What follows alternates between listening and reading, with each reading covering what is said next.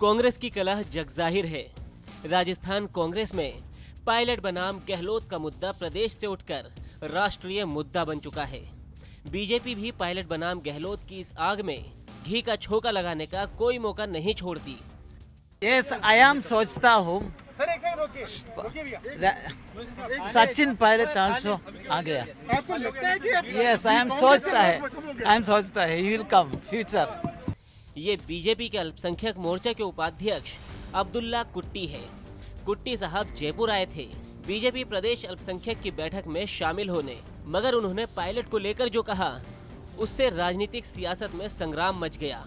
कुट्टी के बयान पर कांग्रेस के कार्यकर्ताओं ने पुतले फूके तो वहीं पलटवार का जिम्मा संभाला कद्दावर नेताओं ने।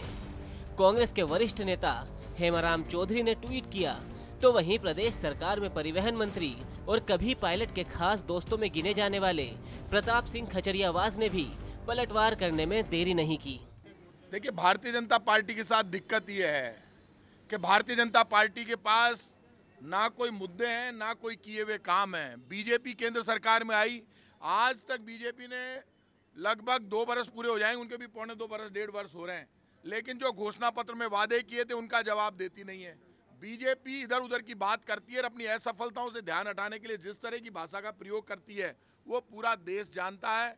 इस वक्त बीजेपी बात कर रही है पॉलिटिकल। बीजेपी को ज्यादा चिंता यह है कि कांग्रेस में क्या हो रहा है।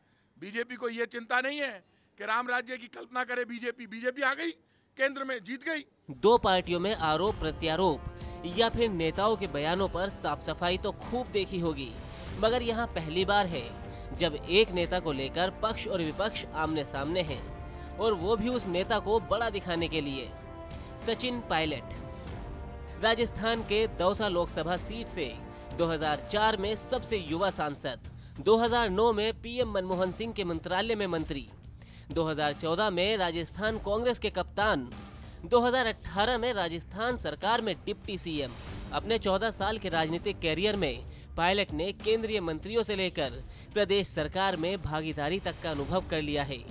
साथ ही प्रदेश कांग्रेस के अध्यक्ष के रूप में सबसे लंबे समय तक कार्यकाल का रिकॉर्ड भी बना लिया है।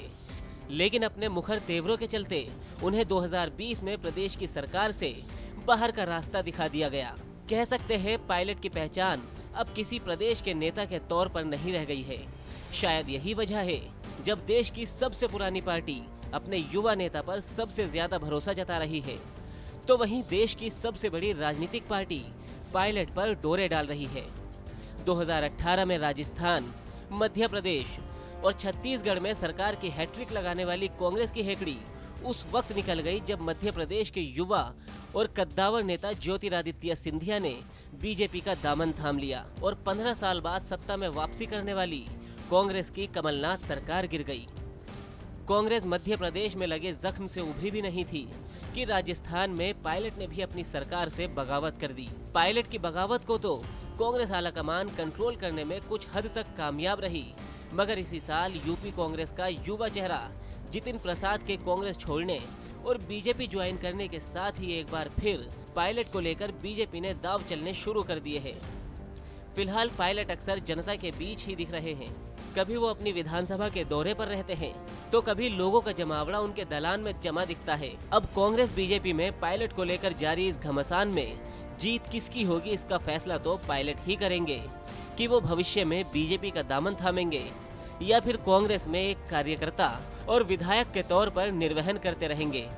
ब्यूरो रिपोर्ट, राजस्थान तक।